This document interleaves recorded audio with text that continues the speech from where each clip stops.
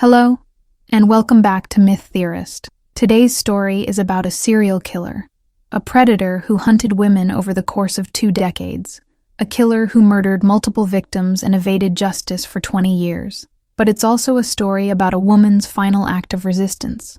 It's a story about how a victim, in her last moments of struggle, left evidence that would eventually identify her killer. It's a story about the power of forensic science. And it's a story about how DNA, microscopic biological evidence left under fingernails during a violent struggle, can eventually bring a serial killer to justice. In 1996, a woman named Caroline Morrison disappeared from the suburbs of Perth, Australia. She was 23 years old. She was a student. She was vibrant, intelligent, beloved by her family and friends. She disappeared on an evening in March 1996, after finishing her shift at a local cafe. She never made it home. The police investigation that followed was intensive, but unsuccessful. Caroline vanished without a trace. There were no eyewitnesses. There was no apparent motive. There were no suspects. Caroline became another missing person case, another unsolved disappearance, another family left with questions and no answers. But what investigators didn't know was that Caroline had left crucial evidence. During her struggle against her attacker, during the moment of her abduction, Caroline had scratched her killer's skin. Her fingernails contained the DNA of the man who murdered her.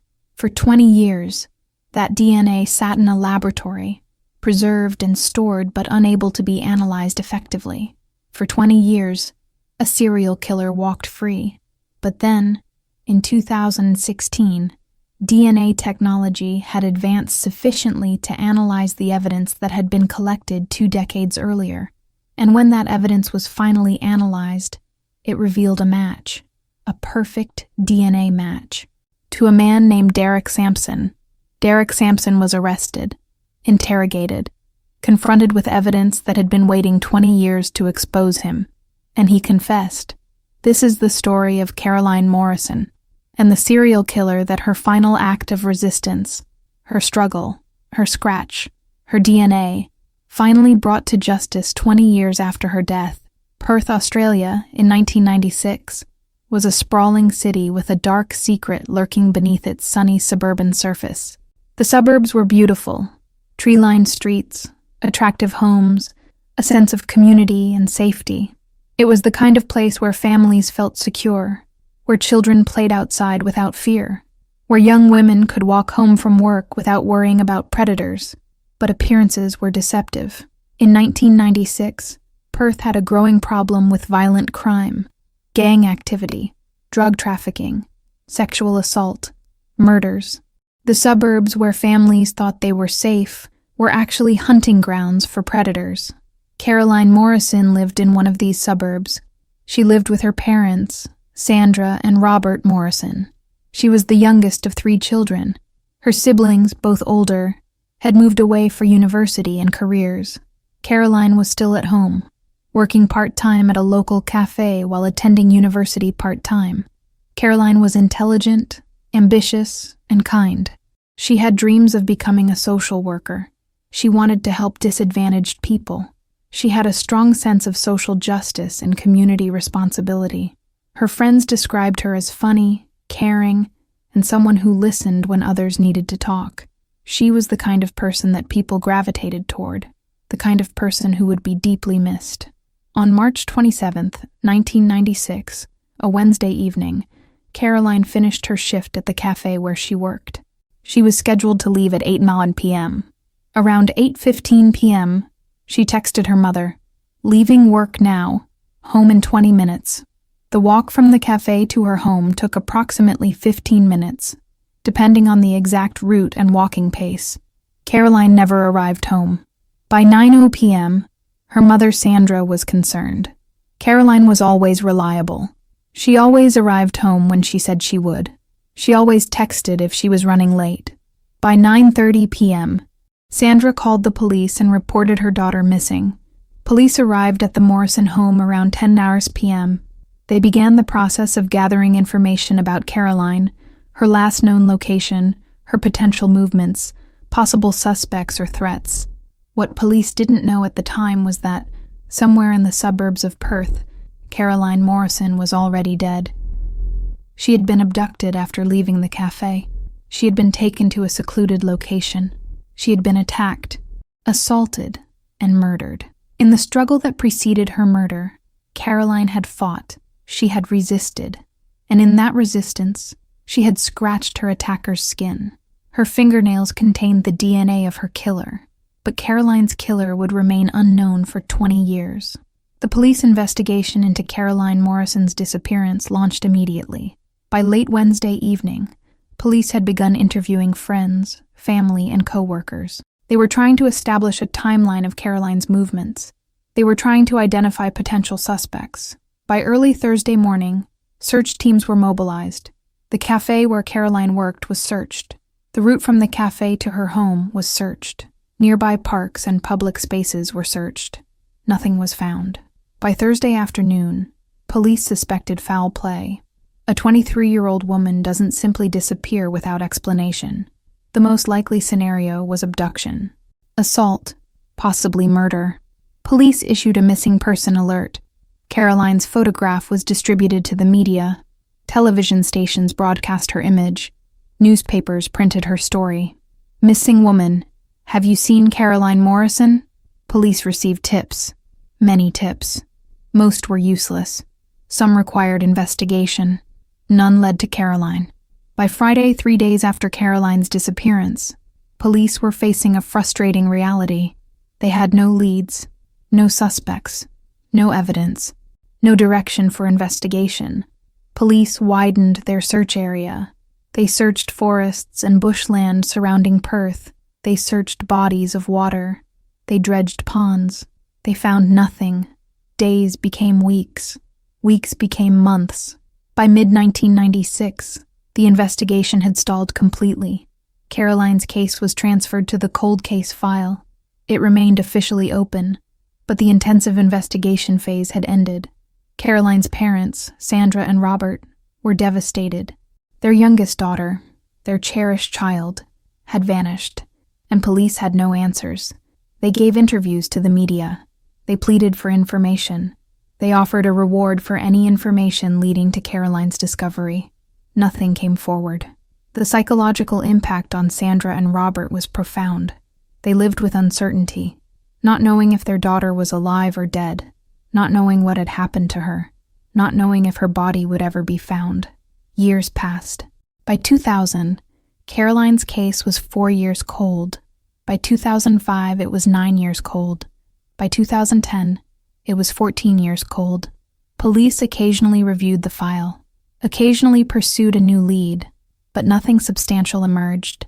Throughout the late 1990s and early 2000s, other young women disappeared from the Perth suburbs.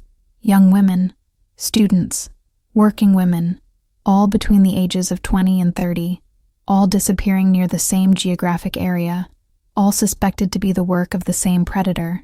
In 1998, a woman named Natasha Coleman disappeared. She was 22 years old. She was a student at a local university. In 2002, a woman named Jennifer Walsh disappeared.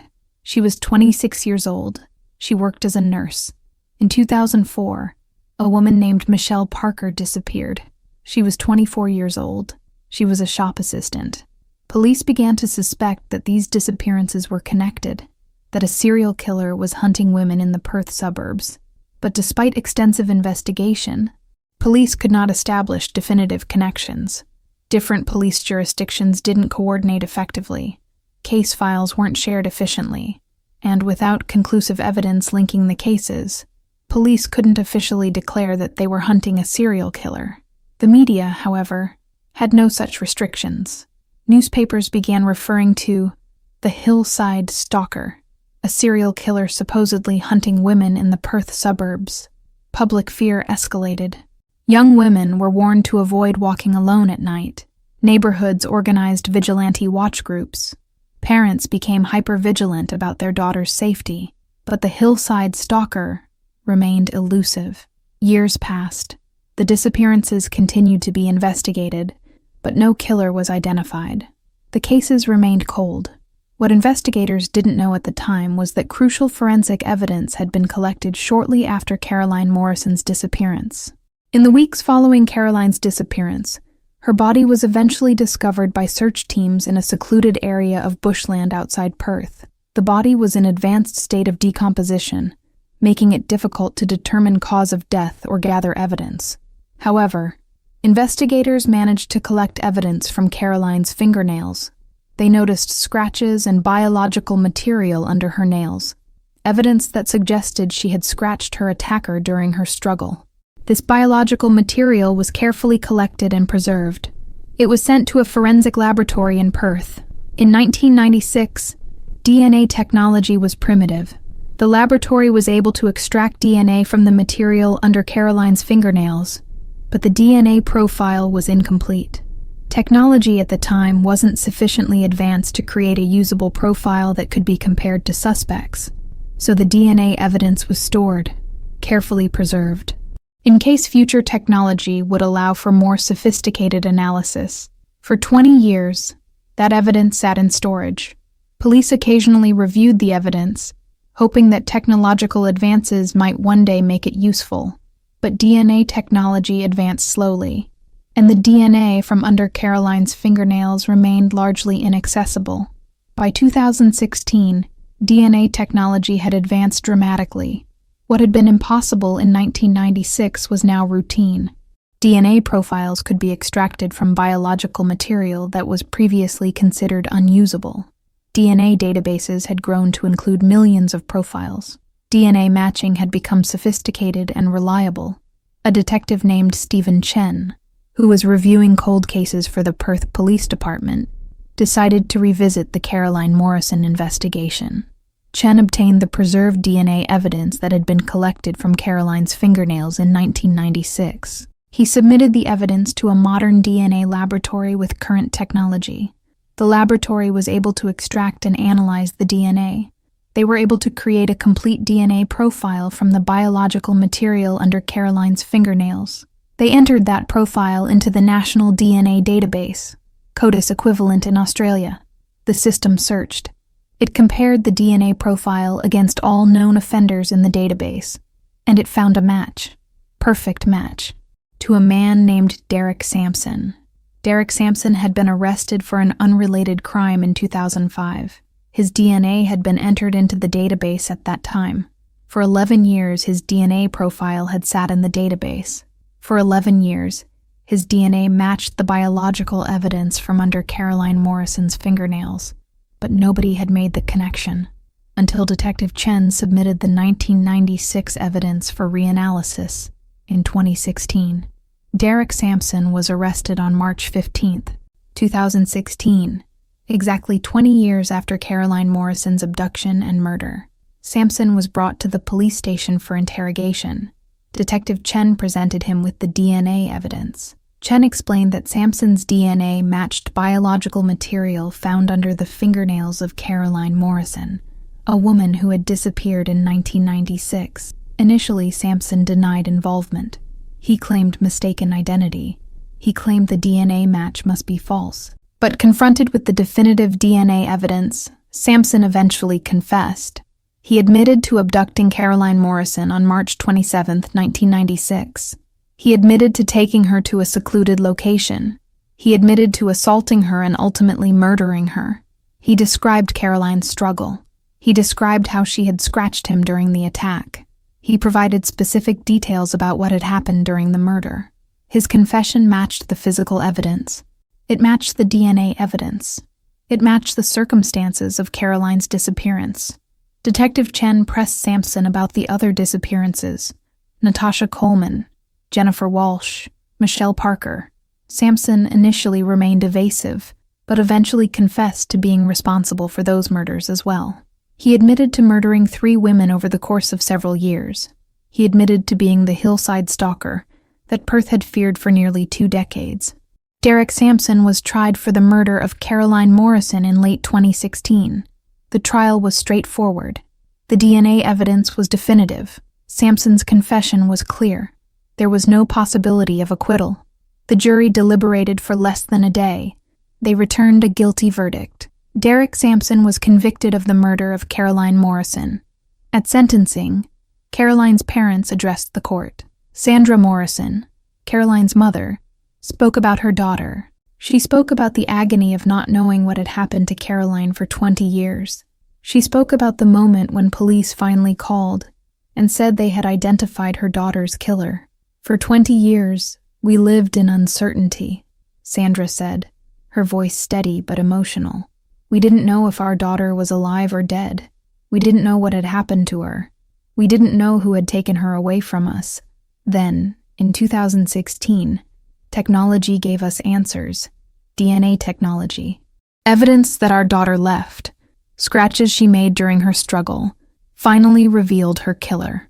I wish this had happened in 1996, not 2016, but I'm grateful that justice finally came, even if it took 2 decades. Derek Sampson was sentenced to life in prison, without the possibility of parole for the murder of Caroline Morrison. Additional sentences were imposed for the murders of the other women. He will spend the rest of his life in prison. He will never be released. Following Derek Sampson's conviction for Caroline Morrison's murder, investigations were reopened into the disappearances of Natasha Coleman, Jennifer Walsh, and Michelle Parker. Using DNA evidence and forensic analysis, police were able to establish definitive connections between Sampson and the murders of all 3 women. Sampson's DNA was found in evidence collected from each victim. Additionally, Sampson confessed to all 3 murders, providing specific details about each crime that only the perpetrator could have known. In 2017, Derek Sampson was tried for the murders of Natasha Coleman, Jennifer Walsh, and Michelle Parker. He was convicted of all 3 murders. He received additional life sentences. For the families of Natasha Coleman, Jennifer Walsh, and Michelle Parker, the resolution brought closure. After years of uncertainty, they finally knew what had happened to their daughters. They finally knew who was responsible. Natasha Coleman's mother said, "For 18 years, we lived with not knowing. Now we know. It doesn't bring my daughter back, but at least we have answers. At least the man who murdered her is imprisoned." The case of Derek Sampson and Caroline Morrison demonstrates the critical importance of forensic evidence in solving crimes. Specifically, it demonstrates the power of DNA evidence left behind during violent struggles. When Caroline Morrison scratched her attacker during her abduction and murder, she was engaging in a natural human response to violence. She was fighting back. She was resisting. In doing so, she was unwittingly leaving crucial evidence. Biological evidence, DNA evidence, evidence that would eventually identify her killer. That evidence sat unused for 20 years, not because police didn't recognize its value, but because technology was insufficient to analyze it. But as technology advanced, that evidence became valuable.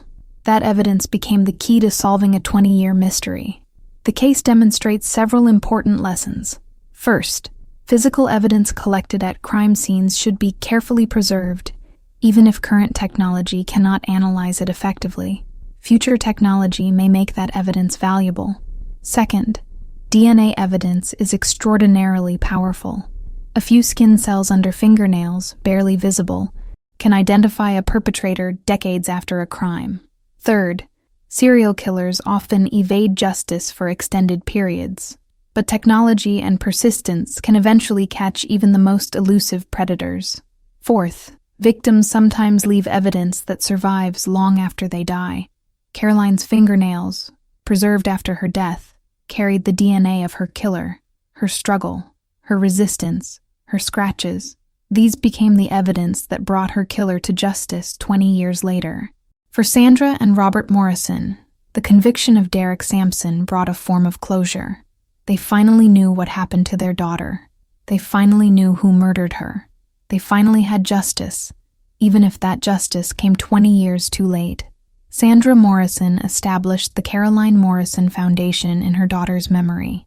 The foundation works to support victims of violent crime and to advocate for improvements in forensic investigation. "My daughter left evidence during her struggle," Sandra says in interviews about the foundation. Her scratches, her DNA under her fingernails, That evidence brought her killer to justice 20 years later. But that's 20 years of suffering for our family. 20 years of not knowing. 20 years of wondering. I don't want other families to have to wait that long. I want to advocate for funding in forensic labs, for improved DNA technology, for more resources devoted to cold cases. If we can solve cases faster, if we can identify killers sooner, we can prevent other families from enduring the suffering that we've endured. The Caroline Morrison Foundation has become a significant force in Australian criminal justice advocacy. The case of Caroline Morrison and Derek Sampson is ultimately a story about the power of resistance. Caroline Morrison was abducted, assaulted, and murdered. She was a victim of extraordinary violence. In her final moments, facing her killer, she was powerless to save her own life, but she was not powerless to help catch her killer. In her struggle against her attacker, in her resistance, Caroline scratched her killer's skin. She left DNA evidence. She left biological evidence that would sit dormant for 20 years, waiting for technology to catch up. When that technology finally arrived, when that evidence could finally be analyzed, it revealed the identity of her killer. Caroline's resistance, her struggle, her scratches, these brought Derek Sampson to justice 20 years after her death. In a profound way, Caroline Morrison had the final word. Her DNA, preserved under her fingernails for 2 decades, spoke truth. It identified her killer. It brought him to justice. The case demonstrates that even in the darkest circumstances, even in victims' final moments, there is agency. There is the power to leave evidence, to resist, to fight. Caroline Morrison did not know that her struggle would lead to her killer's conviction 20 years later. But it did. Her resistance mattered. Her evidence mattered. And her killer, who might have believed he was safe, who might have believed he had evaded justice, was ultimately identified and imprisoned. This is the story of Caroline Morrison, and the serial killer that her final act of resistance, preserved under her fingernails, finally brought to justice.